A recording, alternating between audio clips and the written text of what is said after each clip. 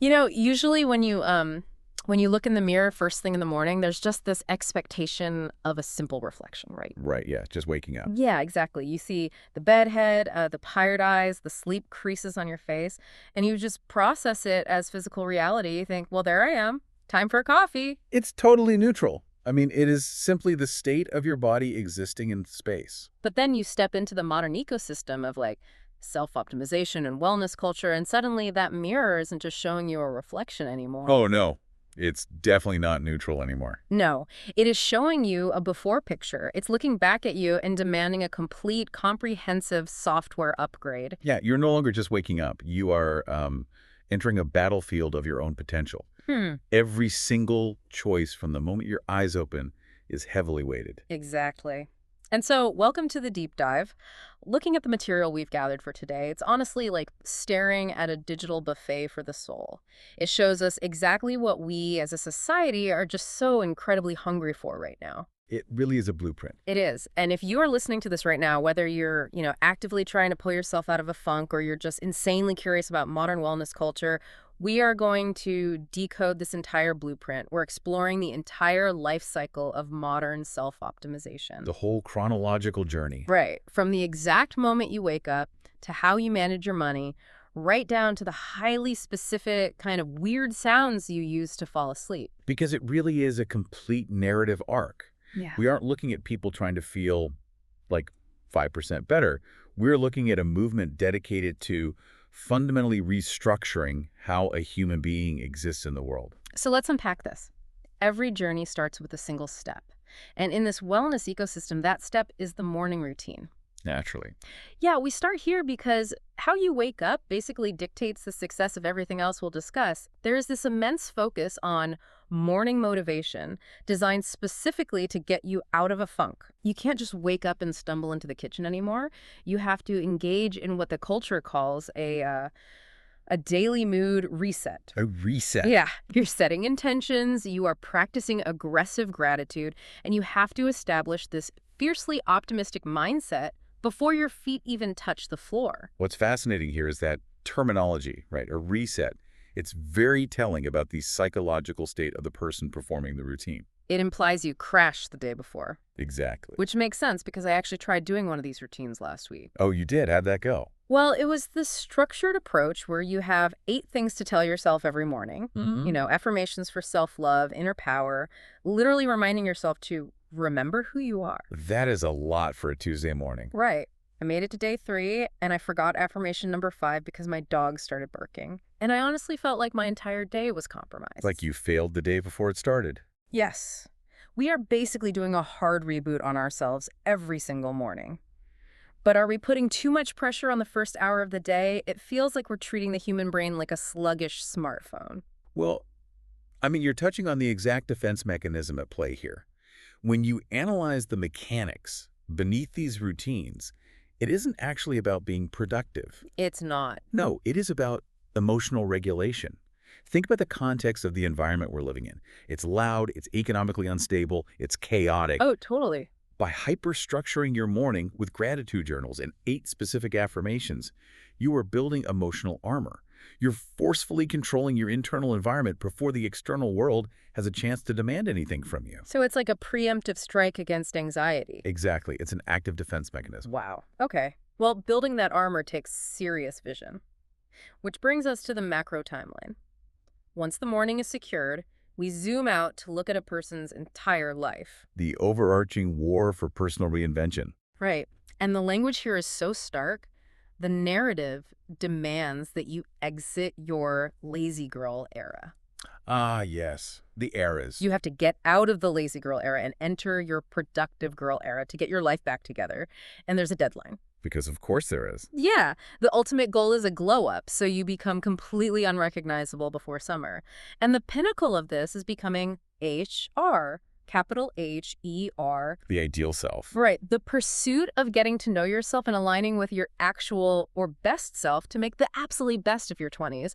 But what does this actually mean? Oh, Because yeah. it sounds like we view ourselves as software.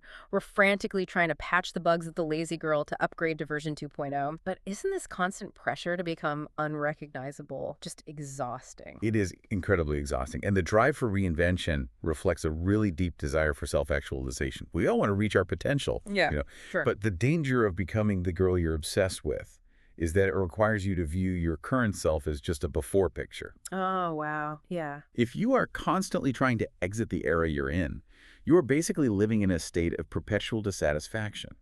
The lazy girl isn't allowed to just be a person who is resting. She's framed as a failure state that has to be eradicated. Man, that is bleak. And you can't enter your productive girl era through willpower alone, right? You need infrastructure. Right, the mechanics. Yeah, this leads seamlessly into the extreme mechanics and tracking required to sustain this new identity. We're talking about the architecture of the ultimate self-care routine, which is strictly divided into 8 pillars. 8 pillars of self-care: physical, emotional, financial. Well, intellectual, environmental, it's endless. And to manage these, you absolutely must maintain a habit tracker. A spreadsheet for your soul. Exactly. And people are constantly searching for the one habit that transformed my life forever. Plus, there's a huge financial reality check involved. Oh, the spending habits. Yeah, identifying the 10 spending habits that are keeping the girlies broke. Here's where it gets really interesting to me, though. We are treating real life like a role-playing game. Like a video game. Yes.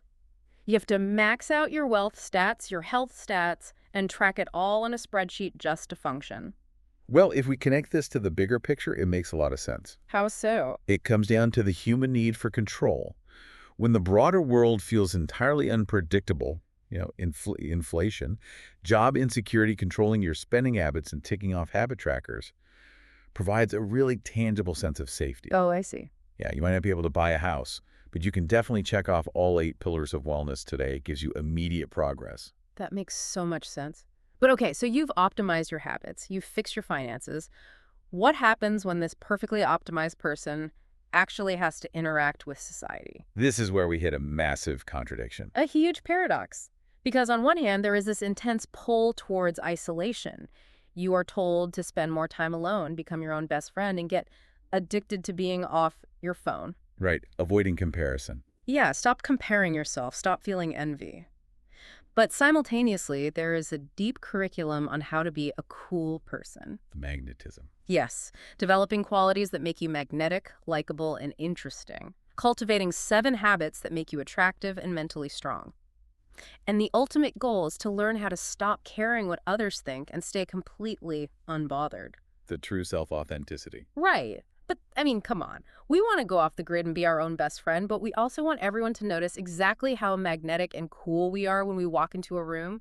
Yeah. We want to be famous hermits. It makes no sense. Well, actually, it synthesizes beautifully if you look at the psychology. It's not a contradiction. Wait, really?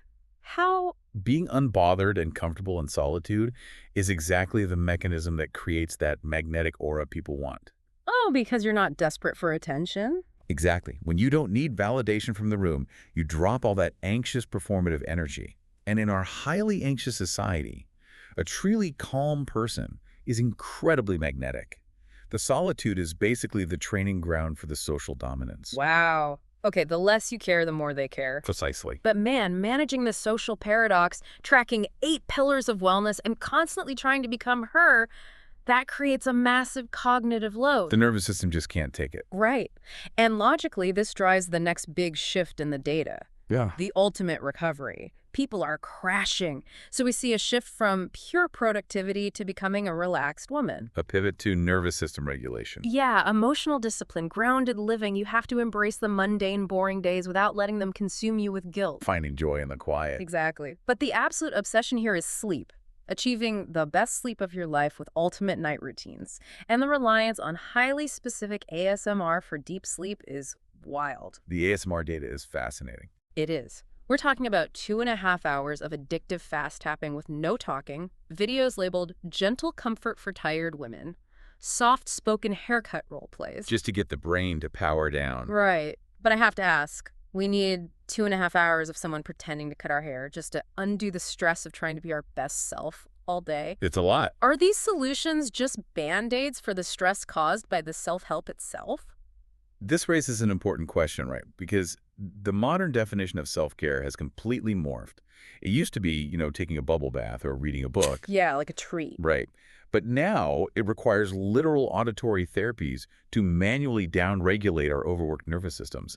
It has become triage. Triage. Yeah. Oh. The self-help ecosystem creates so much anxiety with its demand for perfection that it literally spawned a secondary industry just to treat that specific anxiety. Manufacturing the poison and selling the cure. But even with all that, the habit trackers, the ASMR, the 8 pillars, sometimes it's still not enough. People still feel unmoored. Yeah. So where do they turn? They turn to the universe. We move from the physical mechanics to the metaphysical layer. Manifestation. Luck.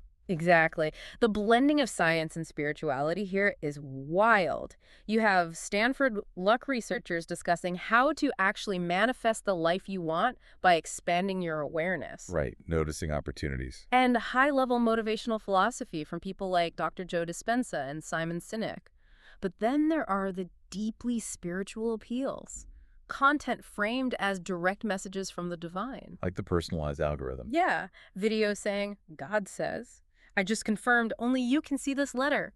I mean, we've officially left the spreadsheet behind. It's like we've optimized our physical avatars so much that the only thing left to do is try and hack the universe's algorithm. Well, it represents the human search for meaning, doesn't it? Yeah, I guess it does. Once you have productivity and sleep dialed in, you still have to wake up and exist. Yeah. You need to feel that your optimized life serves a higher purpose or a cosmic destiny. Because otherwise, what was the point of all those spreadsheets? Exactly. You need the universe to validate the work you put in. Man. Well, we have covered so much ground today. The journey from that heavy morning gratitude, trying to escape the lazy girl era, right? Through the 8 pillars of self-care, navigating the social paradox of being an isolated but magnetic hermit. All the way to nervous system regulation. Yeah, and trying to manifest literal luck. Yeah. It is a fascinating, exhausting blueprint. But to you, listening to this right now, the most important thing to remember is that you get to choose which tools actually serve you.